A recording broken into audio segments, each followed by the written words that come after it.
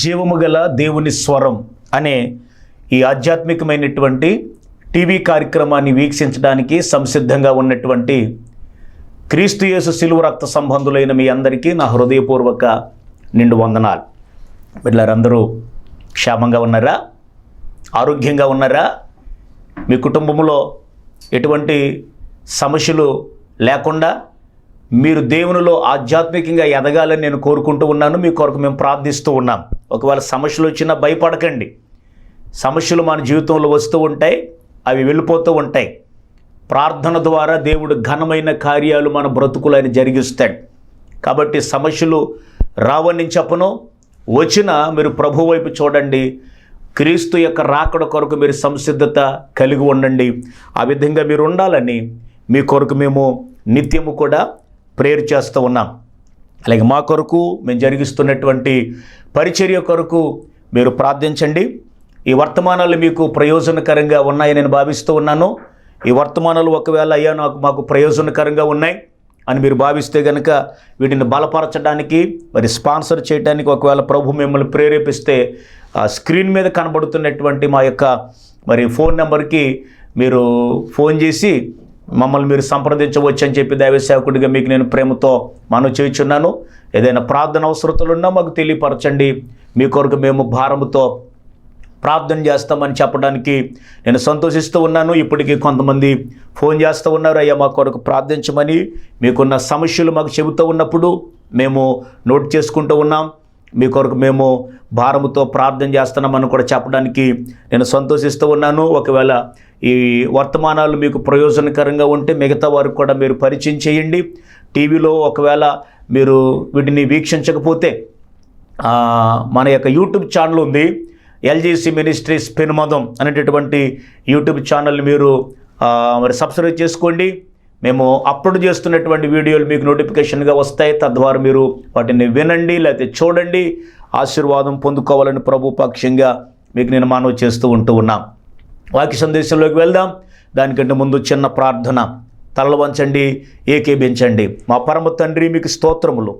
ఈ యొక్క సమయంలో ఈ యొక్క నాయన వర్తమానం ద్వారా నాయన బిడ్డలతో కలిసి ఉండేటటువంటి అవకాశాన్ని మీరు మాకు ఇచ్చినందుకు వందనాలు.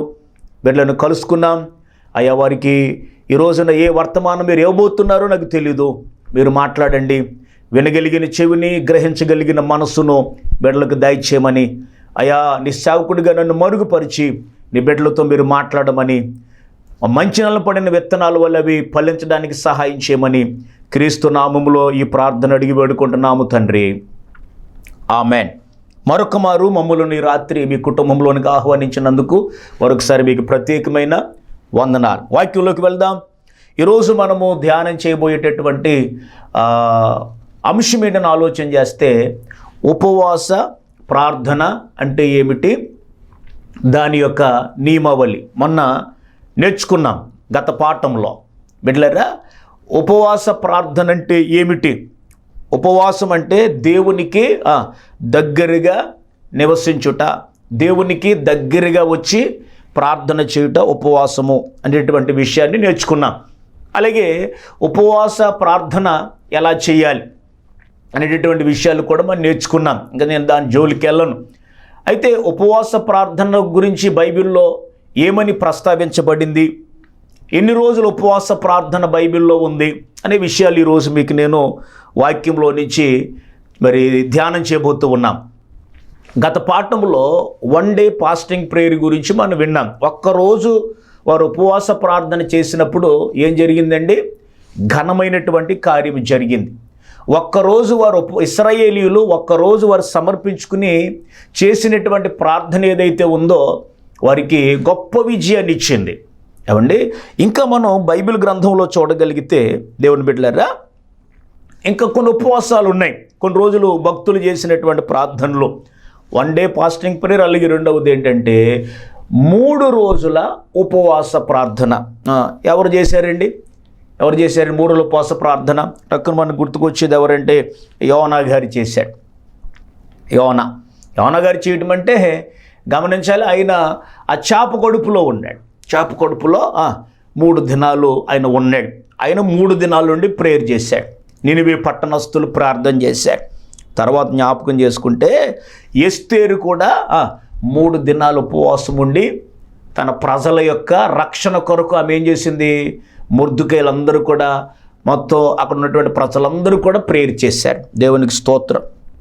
ఇంకొక ఆయన కూడా ఆయన 3 రోజులు ప్రార్థన చేసినట్లుగా పరిశుద్ధ గ్రంథంలో మనం చూడగలుగుతూ ఉంటాం. ఆయన ఎవరో ఆలోచన చేస్తే అపోస్తలుడైనటువంటి పౌలు గారు. పౌలు గారు చూడాలి ఒకసారి. అపోస్తల కార్యముల గ్రంథం 9వ అధ్యాయము 9వ వచనం. అతడు 3 దినములు చూపు లేక అన్నపానములేమి పుచ్చుకొనకుండెను. అంటే దమస్కు ఆ పట్టణానికి సమీపముగా వచ్చినప్పుడు దేవుడు ఆయన్ని దర్శించాడు, కింద పడిపోయాడు. ఆయన 3 దినాలు చూపు లేక అన్నపానములేం పుచ్చుకోకుండా ఆయన ఉపవాసం ఉండి ఆయన అక్కడ ప్రార్థన చేస్తున్నాడు. దేవునికి మహిమ కలుగునుగాక. ఇంకా బైబిల్ గ్రంథంలో చూడగలిగితే దేవుని బిడ్డలారా 7 రోజుల ఉపవాస ప్రార్థన కనబడుతుంది. 7 రోజుల ఉపవాస ప్రార్థన. ఈ 7 రోజుల ఉపవాస ప్రార్థన ఎవరు మనకు గుర్తుకొస్తారు అని ఆలోచన చేయగలిగితే గనక దావీదు గారు గుర్తుకొస్తారు. ఎందుకు చేశాడండి ఆయన 7 రోజుల ఉపవాస ప్రార్థన? బత్షెబాకు తనకు పుట్టినటువంటి కుమారుడు ఎవరైతే ఉన్నాడో దేవుడు అతన్ని మొత్తాడు. జబ్బు చేసింది, చావసిద్ధంగా ఉన్నాడు. ప్రభువా నా కుమారుని బ్రతికించు, నా కుమారుని స్వస్థపరచు అని చెప్పి ప్రభు పాదాల మీద పడ్డాడు. అన్నపానములు ఏం పుచ్చుకోలే, అలాగే పడిపోయాడు. స్నానం చేయలే. ప్రార్థన చేశాడు కానీ ఫలితం దొరకలే. బిడ్డ చనిపోయాడు. అయినా కూడా ఆయన కృంగిపోలేదు. తర్వాత లేచి ఆయన స్నానం చేసి నాకు భోజనం పెట్టమన్నాడు. అందరూ ఆశ్చర్యపోయారు. ఏంటంటే బిడ్డ బ్రతుకున్నప్పుడేమో ఉపవాసం ఉన్నాడు, చచ్చిపోతే కనుక ఈయన చచ్చిపోతాడు అనుకున్నాము. కానీ విచిత్రం ఏంటంటే స్నానం చేసి భోజనం పెట్టమన్నాడు. ఆశ్చర్యపోయారు వాళ్ళు. అప్పుడు దావీదు గారు చెప్పిన మాట ఏంటో చెప్పనా? ఏమండి, నేను వాడు బ్రతుకుండగా ప్రభు నా ప్రార్థన విని కనికరపడి వాడిని బ్రతికిస్తాడేమని నేను అడిగాను, ప్రార్థన చేశాను. వాడు చనిపోయాడు. వాడి దగ్గర నేను వెళ్తాను కానీ వాడిని తిరిగి నేను తీసుకురాలేను అన్నాడు. నిజమే కదా? ఏమండి, కొన్నిసార్లు మనం ఉపవాస ప్రార్థన చేస్తూ ఉంటాం. జరగలేదని నిరుత్సాహపడకండి, జరుగుతుంది. కార్యము దేవుడు జరిగిస్తాడు. నీ ప్రార్థన ఎప్పుడు కూడా వ్యర్థమవదు. కొన్ని పర్యాయములు ఒకవేళ మనం చేసినటువంటి దోషాన్ని బట్టి ఒకవేళ కార్యము ఆలస్యం అవ్వచ్చేమో, కానీ దేవుడు నీ ప్రార్థన ఆలకిస్తాడు. ఆయన దేవునికి మహిమ కలుగునుగాక. మరి 7 రోజుల ఉపవాస ప్రార్థన మరొకటి కనబడుతుంది. ఆ ఉపవాస ప్రార్థన ఎక్కడ అని ఆలోచన చేస్తే బిడ్డలారా, సౌలు, ఇశ్రాయేలు ప్రజలకు మొదటి రాజుగా ఉన్నటువంటి సౌలు కుమారులు ఫిలిష్తీయుల చేతిలో వారు ఓడిపోతారు. ఓడిపోయిన తర్వాత ఏం జరిగిందంటే వీళ్ళ తలలు తెగగొట్టి సౌలు యొక్క బాడీ మొండాన్ని గోడకు వేలాడదీశారు. అప్పుడు కొంతమంది యోధులు, దేవుని బిడ్డలారా, గిల్బోవా అనేటటువంటి ఆ పర్వతానికి వారు వెళ్ళి యోధులు ఏం చేశారని ఆలోచన చేస్తే దేవుని బిడ్డలారా, ఆ యొక్క సౌలు గారి యొక్క బాడీ, యోనాతాను గారి యొక్క శరీరాలు వారు తీసుకుని వచ్చి ఎబేసునకు వాటిని తీసుకుని వచ్చి, ఎబేసు వారు మాట తీసుకుని వచ్చి ఏం చేశారంటే అక్కడ వాటిని దహనం చేసి వారి కొరకు ఏం చేశారంటే దేవుని బిడ్డలారా, సమూయేలు మొదటి గ్రంథం 31వ అధ్యాయము చివరి వచనం, వారి శల్యములను తీసి ఎబేసులోని పీచుల వృక్షము క్రింద పాతిపెట్టి 7 దినములు వారు ఉపవాసం ఉండిరి. వారు 7 దినాలు ఉపవాసం చేశారు. ఇంకా మనం జ్ఞాపకం చేసుకోవాలి దేవుని బిడ్డలారా, 7 రోజుల ఉపవాస ప్రార్థన తర్వాత ఇంకా కొంత ఉపవాస ప్రార్థన కనబడుతుంది. 10 రోజుల ఉపవాస ప్రార్థన. ఇది ఎక్కడ కనబడుతుందంటే దానియేలు గ్రంథంలో మనం చూడగలుగుతూ ఉంటాం. దానియేలు గ్రంథంలో 10 రోజులు అంటే దాన్ని మనం ఎలా చూడాలంటే ఫుల్ డే వాళ్ళు ఉపవాసం ఉన్నట్లుగా మనం చూడడం. పార్షియల్ ఫాస్టింగ్ అంటారన్నమాట. పార్షియల్ ఫాస్టింగ్ అంటే లిక్విడ్లు తీసుకుంటారు కొంతమంది. అంటే మేము భోజనం చేయమండి కానీ మేమేం తాగుతామంటే లిక్విడ్లు తాగుతాం. మంచిది, అలాగే మీరు ఉపవాసం చేసిన ఇబ్బంది ఏమీ లేదు. అంటే మీ ఆరోగ్యాన్ని బట్టి మీరు ఫాస్టింగ్ అనేటటువంటిది మీరు చెయ్యొచ్చు.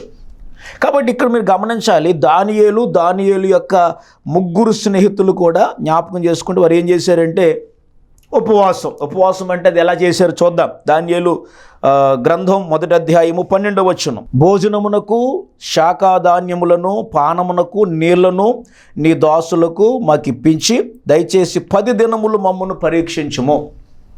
అంటే రాజుగారు తినేటటువంటి భోజనము తినేవారు అండ్ అపవిత్రులు కాకుండానట్లు ఏం చేశారండి, మాకు శాకాహారము దయచేయమని వారు అడిగారు. దేవునికి స్తోత్రం. ఈ రోజున మనం మాంసాహారానికి చాలామంది అలవాటు పడిపోయి శాకాహారాన్ని చాలామంది ఇష్టపడటం లేదు. నేను మొన్న చెప్పాను సంఘంలో, ఏం చెప్పానంటే కొంతమంది పిల్లలు కూడా నాకండి కాయగూరలు పడవండి, నాకు వంకాయ పడదండి, నాకు బెండకాయ పడదండి, నాకండి పొట్లకాయ పడదండి అని కొంతమంది అంటారు. ఈరోజు తల్లిదండ్రులు కూడా మా అబ్బాయి అండి తినడండి అంటారు కొంతమంది. తప్పు. ఎందుకంటే దేవుడు మనకి మంచి ఆరోగ్యం కొరకు ఏం పెట్టాడు చెప్పండి, చక్కని శాకాహారం పెట్టాడు. కాయగూరలు, ఆకుకూరలు అవి తింటే మంచి ఆరోగ్యాన్ని ప్రభు మనకి ఇస్తాడు. ఈ రోజున బలహీనతలు పెరిగిపోవడం గల కారణం ఏంటంటే చెప్పండి, ఎక్కువగా మనుషులు ఏమంటారంటే రుచికి అలవాటు పడిపోయారు. భోజనాలకి అలవాటు పడిపోయి రోడ్డు ప్రక్కన దొరుకుతున్నటువంటి పనికి మాలినటువంటి అన్నీ కూడా తినేసి, ఏమండి నాన్ వెజ్తో చేసినటువంటి అక్కడ ఏం వాడతారో తెలియదు, ఏ నూనె వాడతారో తెలియదు, ఏ పదార్థాలు వాడతారో తెలియదు, ఏమండి తినేసి ఈ రోజున అనారోగ్యాల పాలైపోతున్నాం మనం. జాగ్రత్త. కాబట్టి ఈ దానియేలు ఏం చేశాడండి, దానియేలు స్నేహితులు 10 రోజులు వారు శాకాహారం, అది కూడా చెప్పండి ఒక విధంగా చూస్తే దేవుని బిడ్డలారా పార్షియల్ ఫాస్టింగ్ అంటారన్నమాట. అంటే ఎక్కువగా తినేయడం లేదు. కాబట్టి నా ప్రియ దేవుని బిడ్డలారా ఇంకో మాట మీకు చెప్పాలి. కొంతమంది ఉపవాసం ఉన్నామని చెప్తారు. ఉపవాసం ఉన్నామని చెప్పి ఏం చేస్తే చెప్పమంటారండి, ఉదయం 6 గంటల నుంచి వారు ఏం తీసుకోరు. 3 అయిపోద్ది కదా ప్రార్థన అయ్యేటప్పటికి. ఒకవేళ డే టైం ప్రార్థన జరిగిందనుకో చర్చిలో 3 అవుతుంది. 3 తర్వాత ఇంటికి వెళ్ళిపోయి ఏమండి వారు ఆ ఉదయం టిఫిను మధ్యాహ్నం భోజనం ఈ 2 కలిపేసి అన్నట్లుగా డబుల్ లాగించేస్తారు. ఏమండి ఈ 2 తినేస్తే ఏమవుతుందండి, వెయిట్ పెరిగిపోతా, ఒళ్ళు వచ్చేస్తుంది, బలహీనతలు వచ్చేస్తాయి. ఏమండి దేవుని బిడ్డలారా, ఫాస్టింగ్ అనేటటువంటిది నువ్వు పెట్టుకున్నప్పుడు నువ్వు చాలా జాగ్రత్తగా ఉండాలి. అంతేగాని నేను టీలు తాగుతానండి, నేనండి ఏం చేస్తానంటే స్నాక్స్ తింటానండి, బిస్కెట్లు తింటానండి, లేకపోతే నేనండి పళ్ళు తింటానండి. ఏమండి నువ్వు సమర్పించుకుని పూర్తిగా నువ్వు చేయగలిగితే మంచిది. లేకపోతే నేను ఉండలేనండి, నాకు కాస్త ఇబ్బందిగా ఉందంటే పార్షియల్ ఫాస్టింగ్ చేయండి, కాస్త లిక్విడ్లు తీసుకుని. లేదంటే కనుక ఒకవేళ నేను అది కూడా ఉండలేనంటే కనుక ఏదో కొంచెం ఆహారం తీసుకుని ఉండొచ్చు. ఏమండి ఒక మాట మీకు చెప్పి ముందుకెళ్తాను. బైబిల్ గ్రంథంలో ఉపవాస ప్రార్థన అనగానే మనకు 2 అధ్యాయాలు గుర్తుకొస్తాయి. ఏంటి చెప్పండి, పాత నిబంధనలో ఒకటి, కొత్త నిబంధనలో ఒక అధ్యాయం. ఏమన్నా ఐడియా ఉందా? ఈ మాటలు వింటున్నటువంటి దేవుని పిల్ల గుర్తుకొచ్చిందా? ఉపవాస ప్రార్థన అనగానే పాత నిబంధనలో ఏంటి చెప్పండి? యెషయా గ్రంథం 58వ అధ్యాయం. అందులో ఉపవాస ప్రార్థన గురించి ప్రస్తావించబడింది. ఇంకా కొత్త నిబంధనలో కొంతమంది గుర్తుకొస్తుంది. ఏంటి చెప్పండి? మత్తయి సువార్త 6వ అధ్యాయం. యేసుక్రీస్తు వారు ఆ కొండ మీద ప్రసంగంలో 5, 6, 7 అధ్యాయాలు చెప్పారు. ఏమండి 6వ అధ్యాయంలో ఉపవాస ప్రార్థన ఎలా చేయాలో ఆయన చెప్పారు. ఇక్కడ కూడా 58వ అధ్యాయం యెషయా గ్రంథంలో కూడా ఉపవాస ప్రార్థన గురించి ప్రస్తావించబడింది. కాబట్టి మీరు చదువుకోండి, ఉపవాస ప్రార్థన గురించినటువంటి విషయాలు అక్కడ ప్రస్తావించబడ్డాయి. కానీ యేసుక్రీస్తు వారు చెప్పారు, కానీ అది ఆజ్ఞ కింద ఇచ్చాడండి ఆయన. ఉపవాస ప్రార్థన అనేది ఆజ్ఞ అంటారా? తప్పకుండా మీరు చెయ్యాలి అని అక్కడ ఏమైనా ప్రభు చెప్పారా? 6 అధ్యాయులు మీరు చదివితే, మీరు తర్వాత చదువుకుని ఆయన ఒక మాట చెప్తాను మీకు నేను. మత్తయి సువార్తలో 6వ అధ్యాయంలో ఈ మాటలు మనకు కనబడుతూ ఉంటాయి. ఎక్కడి నుంచి మనం ఆలోచన చేయగలిగితే కనుక 16వ వచనం నుంచి 18వ వాక్యం వరకు ఉంటాయి. ఉపవాసం ఎలా చేయాలో ప్రభు చెప్పారు. ఇదేమైనా ఆజ్ఞ కింద అని చెప్పారా? ఆజ్ఞ చెప్పలేదు. అలాగని చెప్పి విశ్వాసులు ఉపవాసము చేయకూడదా? ఒక మాట చెప్పాలి మీకు నేను. ఒక రోజున శాస్త్రులు పరిసయ్యులు ప్రభు దగ్గరికి వచ్చి, మేము వారానికి 2 రోజులు ఉపవాసం ఉంటాం, మేము మా శరీరాలను ఏం చేస్తాం, నలగొట్టుకుంటాం. ఏంటయ్యా మీ శిష్యులు కనీసం విశ్రాంతి దినాన్ని కూడా వారు ఉపవాసం ఉండటం లేదు. మీ శిష్యులు అవి తింటారు, ఈ తింటారు, ఆ వెనులు తెంపుకుంటున్నారు, లేకపోతే ఆ మొక్కజొన్న కండ్లు తప్పుకుంటున్నారు, వాళ్ళు తినేస్తున్నారు. మీరు చెప్పవా, మీ శిష్యులకు నువ్వు చెప్పవా ఉపవాసం చేయమని అని ఆయన్ని అడిగారు. అడిగితే ప్రభు ఒక మాట చెప్పారు. ఏమండి చెప్పండి? పెండ్లి కుమారుడు ఎంట ఉండగా ఎవరైనా ఉపవాసం ఉంటారా? పెండ్లి కుమారుడు ఇంట్లో ఉంటే ఉపవాసం ఉంటారా? చాలామందికి పెళ్లి చేశారు కదా మీ ఇళ్ళల్లో, మీ కుమారునికి వివాహం చేశారు. ఏమండి, మీ కుమారుడికి ఉపవాసం చేసిన తర్వాత అతని స్నేహితులు వచ్చారు అనుకోండి, మా అబ్బాయికి పెళ్లి చేశాను కాబట్టి 3 రోజులు ఉపవాసం అన్నారు. మీరు ఎవరైనా ఏం చేస్తారండి? పెళ్లి జరిగిన ఇంటిలో ఉపవాసము ఉండదు. ఉంటుందా? ఉపవాసం ఉండదు. అంత సంతోషం, మంచి ఆహార పదార్థాలు తింటారు. ఏమండి, ఇంకో మనం చూస్తూ ఉంటాం, పెండ్లి కుమారుడు తోడ పెళ్లి కొడుకు కాకుండా చెప్పండి, పెండ్లి కుమారుడికి ఆ పెండ్లి అత్తగారు ఇంటి దొరుపు వాళ్ళు మంచి మంచి భోజనాలు పెడతారు. అవునే కదా? అల్లుడింటికి వచ్చినప్పుడు, కొత్తగా పెళ్ళినటువంటి అల్లుడి ఇంట్లో ఉన్నప్పుడు ఏం వండుతారు? అంత నాన్ వెజ్. పెండ్లి కుమారుడు ఏది తింటాడో, ఏది పెండ్లి కుమారుడికి పెట్టారో అదే అతని స్నేహితులకి ఇంకా అక్కడ ఉన్నటువంటి వాళ్ళు కూడా పెడతారు. ఎందుకని? పెండ్లి జరిగిన ఇంటిలో సంతోషం. దేవునికి స్తోత్రం. కానీ ప్రభు ఒక మాట చెప్పారు, పెండ్లి కుమారుడు ఇక్కడి నుంచి వెళ్ళిపోతాడు.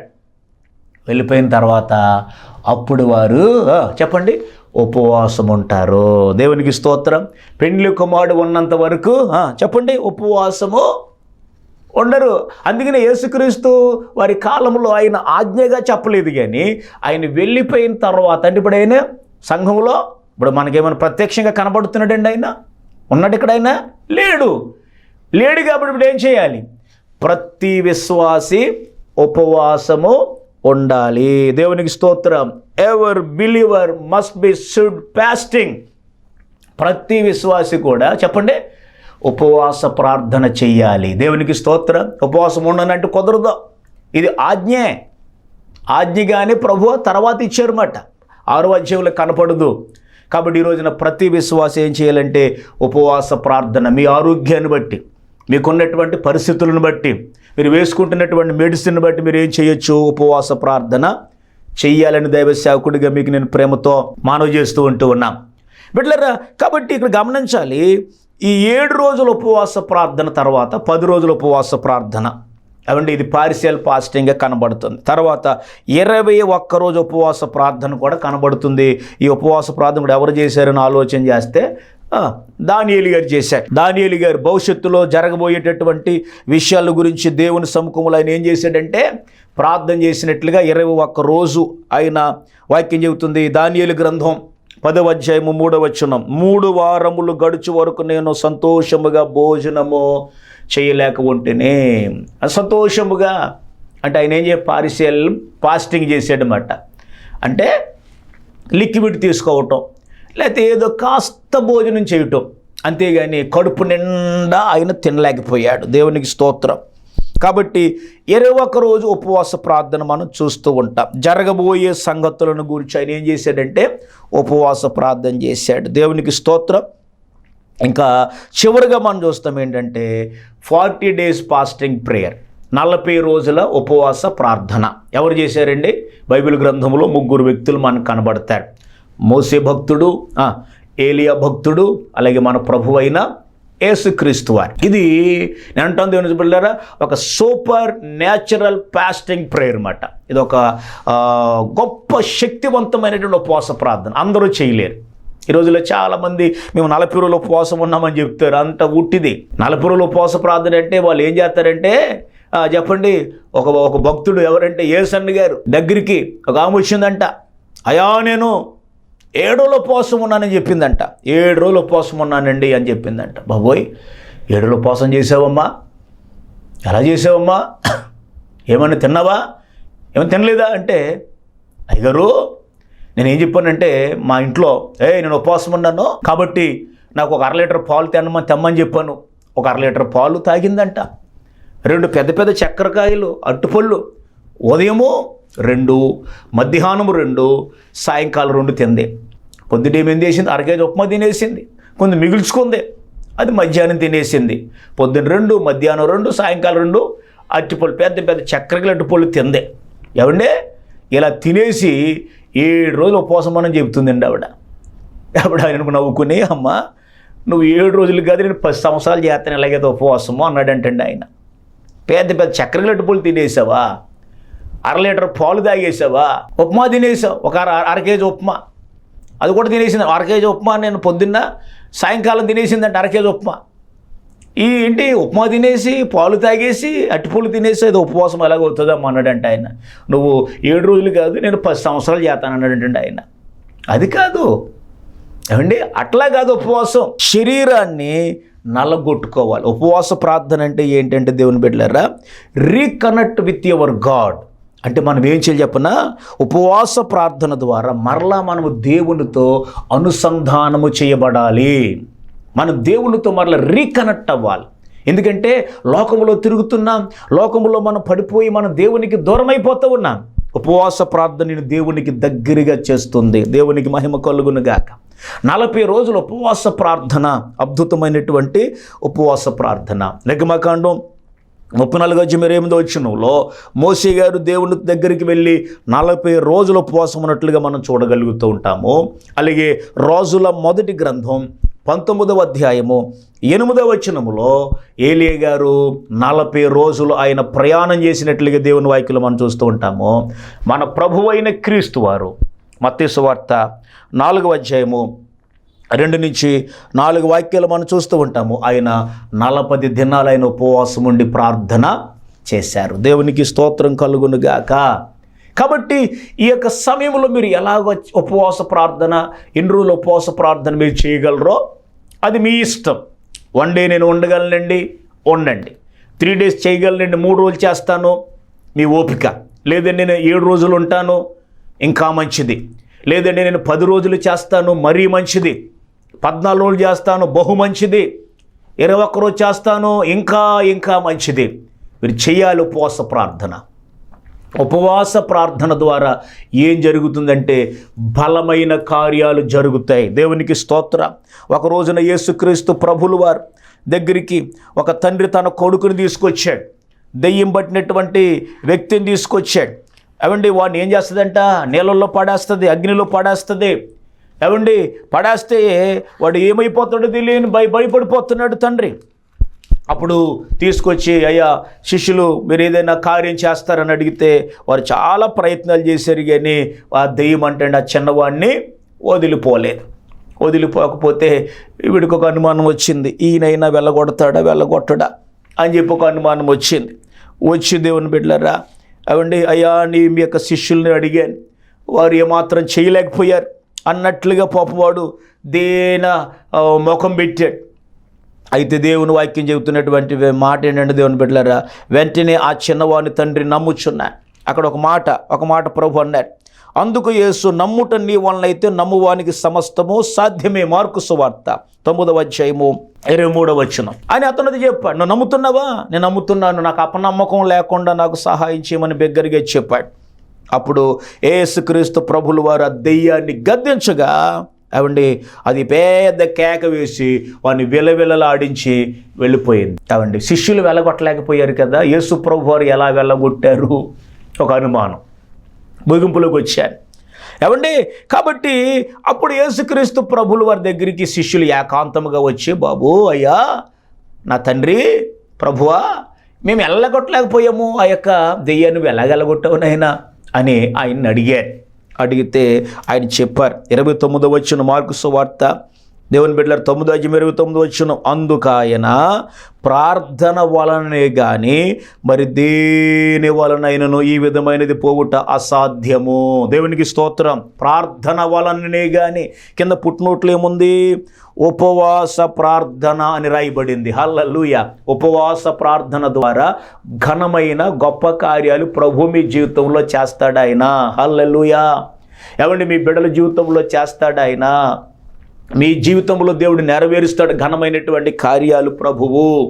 కాబట్టి ఒకవేళ ఏదైతే గడ్డు పరిస్థితులు మీ జీవితంలో మీరు ఎదుర్కొంటూ ఉన్నారో, ఏదైతే జరగలేదని మీరు భావిస్తూ బాధపడుతూ ఉన్నారో, అది దేవుని బిడ్డలారా బిడ్డల యొక్క వివాహం కావచ్చు, వారి ఉద్యోగాలు కావచ్చు, గర్భఫలం కావచ్చు, లేకపోతే సమస్యలు కావచ్చు, ఏదైనా మేబీ మీరేం చేయాలి చెప్పనా, దేవుని సముఖములో మీరు విజ్ఞాపన చేసి తీర్మానం చేసుకోండి ఉపవాస ప్రార్థన చేయటానికి. హల్లెలూయా.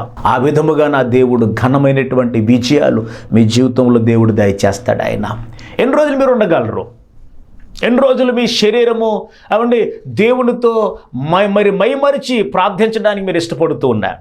ఒక అమూల్యమైనటువంటి మాట చెప్పి నేను మీ కొరకు ప్రార్థన చేస్తాను. అదేంటి చెప్పనా, ఉపవాస ప్రార్థన ద్వారా మన శరీరము బలహీనపరచబడుతుంది, ఆత్మ బలపరచబడుతుంది. హల్లెలూయా.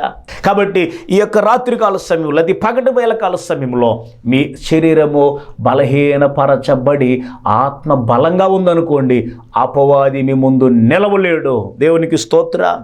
అపవాది కార్యాల మీద మీకు ఘనమైన దేవుడు విజయాన్ని ఇస్తాడు. శరీర కోరికలు మీలో నుంచి వెళ్ళిపోతాయి. శరీర పాపం వెళ్ళిపోతుంది. ఇంకా పాపం చేయడానికి మీరు ఏ మాత్రం కూడా ఇష్టపడరు. దేవునికి స్తోత్రం. ఎందుకు చెప్పనా, శరీరము కృషిస్తుంది, శరీరం బలహీనపరచబడుతుంది, ఆత్మ బలముగా ఉంటుంది, ఆత్మ కార్యాల మీద మీ మనసు మీకు వెళ్ళిపోతుంది. ఆ విధముగా ఉపవాస ప్రార్థన చేయాలి ప్రతి ఒక్క విశ్వాసి, సేవకుడు చేయాలి, విశ్వాసులు చేయాలి. ఇంకా మంత మాట తిండి తిండి తిండి కాదు. ఎన్ని సమస్యలు ఉన్నాయి నీ కుటుంబంలో, ప్రార్థన చేస్తున్నావా? ఎన్ని సమస్యలు కానీ ఏమాత్రం ప్రార్థన చేయట్లేదు. మామూలుగా ఏదో తూతు మాత్రం కింద ప్రార్థన చేసేస్తాను, దేవుడు కార్యం చేయాలి కాదు. ఈ వాక్యాన్ని వీక్షిస్తున్న తల్లి తండ్రి, ఇప్పుడే ఉపవాస ప్రార్థన సమర్పించుకో. ఒక 2 రోజుల్లో, లేకపోతే 3 రోజుల్లో, 5 రోజుల్లో సమర్పించుకుని నువ్వు ప్రార్థన గదిలోకి వెళ్ళిపో. ప్రార్థన చేయి, కన్నీళ్ళు పెట్టు, అడుగు దేవుని సముఖంలో. మరి గోజాడు దేవుణ్ణి నీ బిడ్డల కొరకు, లేకపోతే నీ యొక్క భర్త రక్షణ కొరకు, నీ బిడ్డల జీవితంలో వారు ఉన్నతమైనటువంటి స్థాయిలోకి వెళ్ళటం కొరకు, నీ యొక్క ప్రాబ్లమ్స్ అన్నిటిని కూడా ప్రభుకి అప్పగించు. ఆ విధంగా దేవుడు నిన్ను బలముగా బలపరుస్తాడు. నీ కుటుంబంలో శాంతి సమాధానం ప్రభు అయినా ఇస్తాడు. నిన్ను ఆయన మరలా రీకనెక్ట్ చేస్తాడనమాట. నిన్ను ఆయన మరలా తన బిడ్డగా అంగీకరిస్తాడు. నువ్వు కన్నీళ్ళు పెట్టినప్పుడు, నువ్వు ప్రార్థన చేసినటువంటి ప్రార్థన దేవుడు విని దేవుడు నిన్ను స్వస్థపరుస్తాడు, బాగు చేస్తాడు. ఘనమైనటువంటి కార్యాలు నీ బ్రతుకులో, సేవలో ఆయన చేస్తాడు. ఆ విధమైన ఆశీర్వాదాలు మీరు పొందుకోవాలని దైవజనుడిగా మీకు నేను ప్రేమతో చేతులెత్తి మాటలు జ్ఞాపకం చేస్తూ మిమ్మల్ని దీవిస్తూ ఈ మాటలను ముగిస్తూ ఉన్నాను. ఈ మాటలు మనందరి వెనుకల్లో దేవుడు ఫలింపచేయును గాక. ఆమేన్. ప్రార్థన చేద్దామా? ఏకీవించండి. మా పరమ తండ్రి, మీకు స్తోత్రాలు. నీ ప్రియకుమారుడు మా ప్రభు అయిన యేసుక్రీస్తు వారి పేరట నీ దగ్గరికి వచ్చాము నాయన. బైబిల్ గ్రంథంలో ఉన్న ఉపవాసాల గురించినటువంటి విషయాలు మేము ధ్యానిస్తూ వస్తూ ఉన్నాం అయ్యా. ఒకరోజు ఉపవాస ప్రార్థన, 3 దినాల ఉపవాస ప్రార్థన, మరి 7 దినాల ఉపవాస ప్రార్థన, 10 రోజుల ఉపవాస ప్రార్థన, అలాగే 14 రోజుల ఉపవాస ప్రార్థన, అలాగే నైనా 21 రోజు ఉపవాస ప్రార్థన, అలాగే నైనా మరి తండ్రి 40 రోజుల ఉపవాస ప్రార్థన. మేమైతే నైనా మరి 14 రోజుల ఉపవాస ప్రార్థన గురించి నేను చెప్పటం మర్చాను. నైనా పౌలు గారు ఆయన మరి ఓడ ప్రయాణము చేస్తున్నటువంటి సమయంలో ఆ ఓడనైనా ఆ యొక్క తండ్రి సముద్రపు అలలకి ముందుకు వెళ్ళలేక వారు ఉపవాసం ఉన్నారు. నీ యొక్క సంరక్షణ కొరకు వారు ఎదురు చూచారు.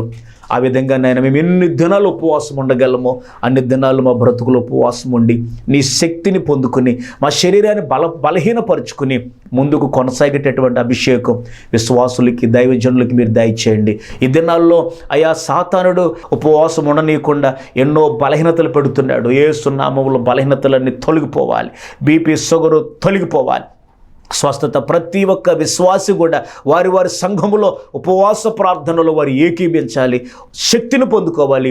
నీ కృపను వారికి దయచేసి మీరు మహిమ పొందమని, ఈ కార్యక్రమాన్ని ఎవరైతే స్పాన్సర్ చేశారో ఆ కుటుంబాన్ని బహుగా మీరు దీవించండి, ఆశీర్వదించండి. వారికి ఉన్న అవసరతలన్నీ యేసు నామములో తీర్చి సహాయం చేయమని ఈ ప్రార్థన క్రీస్తు వారి పేరట అతి వినయంగా అడిగి వేడుకుంటున్నాం మా ప్రియ పరలోకపు తండ్రి. ఆమెన్. తండ్రి, కుమార పరిశుద్ధాత్మ దేవుని ఆశీర్వచనాలు మీ అందరికీ తోడైయుండును గాక. ఆమెన్. ఆమెన్. అందరికీ వందనాలు.